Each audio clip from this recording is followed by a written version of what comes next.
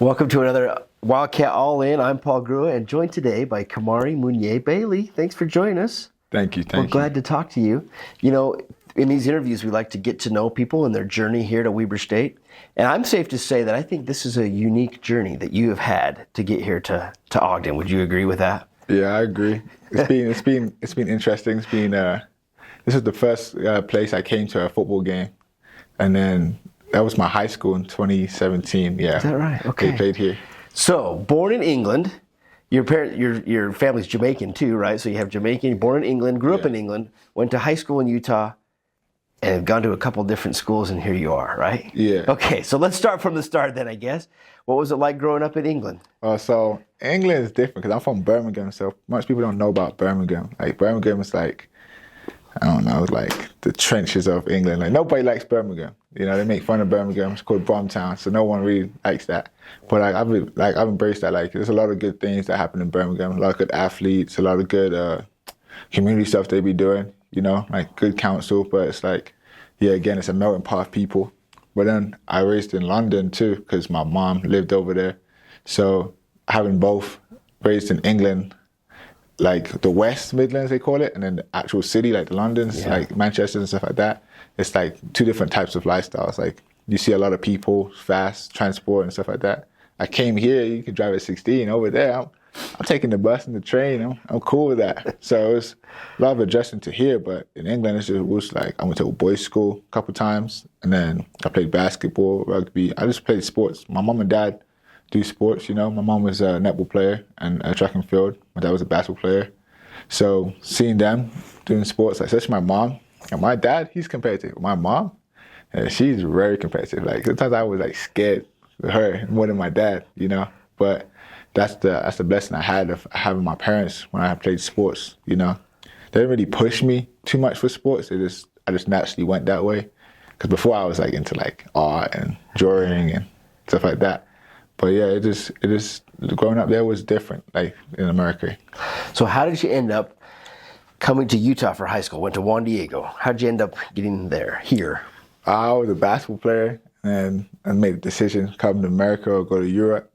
And we made a decision for me to come to America. Originally, I think I was meant to go to Lone Peak. I went to go to Lone Peak High School, and then I went to Juan Diego. And then that was a fun transition. It was different. Why was it Utah? Why did you decide to come to Utah? That wasn't really my decision. I didn't even know what Utah was before I got here. So, like, I had no idea about most of the states, to be honest with you. I didn't even know what Utah was. But then my dad was like, "Oh, it's like a bunch of Christian people over there, so you're not gonna get in trouble." And I was like, "All right, cool." So when I came, I was like, it's the opportunity to play in America, play basketball. But basketball was the focus at that time, right? Yeah, basketball was being the focus since I was like really young, to be honest with you, because my dad played basketball, you know. I was like, oh yeah, I want to play basketball. My mom played netball, so it's like similar, you know. Yeah. But I went to Juan Diego, Catholic high school. So you went to 2 years of high school? Yeah, I did 2.5. 2.5 years of high school. In October. And played basketball. Yeah. And then only 1 year of football. Yeah. How'd that happen? Ron McBride, he was seeing me in like the hallways, and he was like, I want you to come play football. And he knew like basketball for me. Like, I love basketball, but like I wasn't having much fun playing basketball at Juan Diego. So hard. Things weren't connecting, you know? Yeah. Dots weren't connecting. But I had a good principal and stuff, and that they helped me transition to football. I had like coaches that were really good. Even like my dean, like he was surprised that I did it, but he was happy I did it. So it was a big football school, you know. So did you know much about American football though? Only one person I knew, and that was Marshawn Lynch. I knew about Marshawn Lynch, and that was it. So I wanted to be a running back, but that was not gonna happen, you know. So you weren't built for a running back, huh? Yeah. Well, I don't say I'm not built for a running back. I just don't understand how to get the ball off the QB's hands and stuff like that, or the blocking scheme. I didn't understand any of that. But then they had me try as a receiver, and that was fun. But then everybody wanted to be a receiver, you know, and we only had certain guys. Like it wasn't a big school, you know. So I went to a different position, and it was a position that suited me. I like tackling, I like hitting people, so it naturally came out to be the better situation. So you played 1 year of high school football is all. And then you must have gotten some offers, obviously, at that point from colleges? Yeah, I got some offers, but it was just like, because, you know, we were like pre-COVID. So like I was having like a bunch of schools come see me. And plus I had a 4-star at my school. So that really helped me too. You know, he had like everybody offering him. So people would see the games and they're like, oh, you know, so sometimes coaches would come talk to me too. But it was just like, you know, when I transferred and me being from England and school's different over there, like it was just like trying to figure out how, like if I had to go to JUCO, if I had to go to D1, like stuff like that. But it was fun. I end up getting recruited by Luther Ellis and Paul Petrino. Yeah, because I remember like his brother, like Paul Petrino, Idaho, and that was a blessing. Like they really wanted me and stuff. I had a couple coaches too, like Coach Frank, who was at Utah State at the time. But you know, like things led me to go to Idaho, and I appreciate that because Coach Ellis is a great coach to me and stuff like that. For sure. Now, the Munier part of your name, right, is from the family that hosted you here. Is that right? Yeah, they hosted me and they adopted me. I got to adult adoption because in England I'm already an adult at 16, so it's sort of different.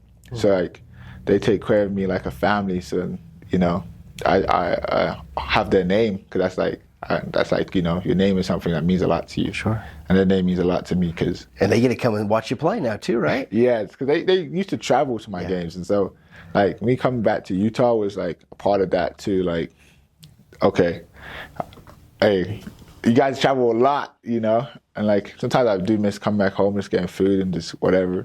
So like me playing here now, it's just like they come to the games, family and friends come to games, high school friends can come to the games and stuff like that. Sure. So you went to 2 years of Idaho, and then another decision, another move for you. Yeah. Right. I went to I enjoyed Idaho, but it's just like, you know, sometimes things don't really work out and stuff like that, and you just feel a certain way. So now I am to the portal, which is like really hard for me because like I really enjoyed Idaho. I had a lot of friends that still there, you know, people that I really like got better with, developed with. So it's like great seeing them doing what they're doing right now, but it was a hard decision, even like breaking apart.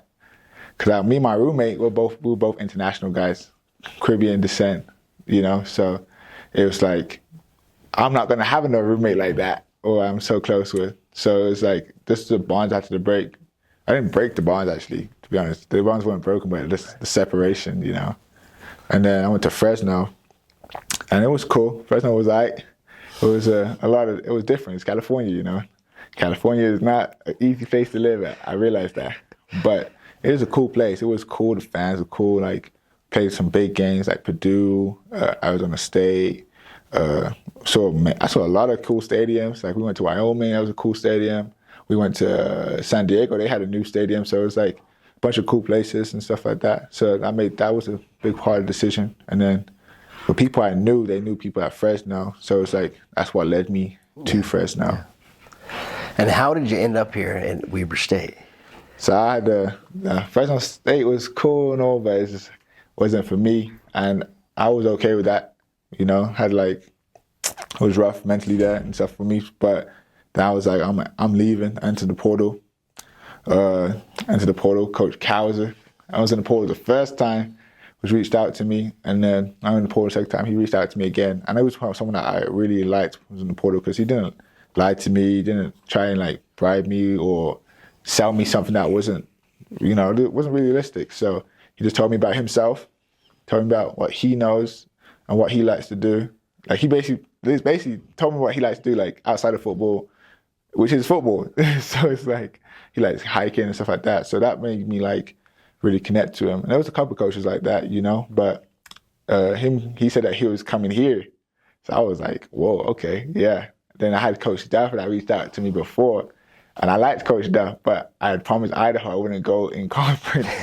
So the fact that I wouldn't go in conference is like, then after that, that deal was off. You know, that deal was off. Yeah. So yeah, then I ended up coming here, and then it's been fun because I know a lot of the guys. Like I know B Red, I know Ray Warner, Nelson, Dallas. Like a lot of kids went to my high school here too. So right. It's fun. Like me and Ray played basketball together at Juan Diego to playing football. Yeah. That's interesting. And you just recently was named National Defensive Player of the Week as well. What do you love about playing on the defensive line? What do you love during games? Oh, man, I don't know. Like, sometimes I get a lot of animosity built up in the week. And then when game time comes, it's like I can take it all out. Sunday, go to church, go to bed, you know? Like, but playing here actually been really fun because, like, my room is, like, I would say probably the most diverse room we have. And that's probably the most diverse room I've been in. Mm-hmm. Like, we have KT's Polynesian and black, and we have Ashton. Ashton, we don't know Ashton is truly white, but, you know, Ashton is white. But he's from Montrose, Colorado. So, like, you know, like, we got Colorado. We have KT's from Florida. We have B Red. He's from Kaysville, he likes to say. Yeah. We really Farmington, in high school, you know. And we have me, I'm from the UK. And then we have Kevin and John, who's from LA and San Diego. We have Dante's from Logan. Yeah. And who else? It's quite a group. We have Bronny, and he's from Washington. So, like, all that room is, like, really spread out. Yeah. You know? Yeah. But we're all, like, it's fun, but we're serious at the same time. Like, we just want to play football, have fun. And that's like, what I love about it. Sure. A couple more quick questions to get to know you a little bit more. What's your favorite food? I like Jamaican food. I like Jamaican patties. Okay. Yeah. Or oxtails. Do you have a favorite pro sports team? The Spurs. The Spurs? Yeah, I like the Spurs. I like Popovich. Okay. I like Tim Duncan. Interesting. Do you have a dream vacation, a place you've never been that you'd love to go? Right, like by myself or with a wife? Either way, you're both, either or. I have a wife. Place I would want to go is like, I don't know, like Bora Bora. I heard they got like good, nice vacations. Beaches, yeah. Like honeymoon stuff. But for myself, I want to go to like travel around Asia because I like all these water caves and stuff like that. Yeah. I think that would be cool. Good. What's something that nobody knows or most people don't know about Kemari Munier-Bailey? That I don't tell people a lot. So my middle name is my dad's name. It's Kenley. And then people don't know that a lot. And then I got like a bunch of siblings. I got 22, 23 siblings. I got a lot of siblings. You're the oldest, right? Yeah, I'm the oldest. So it's a tricky, for me, it's tricky because sometimes like my dad's like, oh, I gotta, just find out I got a sister. So I'm like to my dad, okay, there you go. That's what's up. But yeah, it's the fact that I got a really big family. Not just like my parents have got like a bunch of siblings, got a bunch of siblings. So that was like, that's the biggest secret that people don't know. When you're done with football someday, what do you see yourself doing? Probably like, I don't know, I'm coaching, restaurant owner, or like a designer. I feel like I like the construction field, I like interior design and like designing and stuff like that. So I probably do that in coaching. I do like coaching. I do like share my experiences with kids and stuff. I got a little brother that plays sports, and I feel like his friends love when I help them out and stuff. Yeah. It's great. Well, Kemari, it's great to have you here. We love having you here. It's fun to watch you on the field, of course, and look forward to the rest of this season. Thanks for joining us, and it's been great to get to know you more. Thank you. Weber State. Great.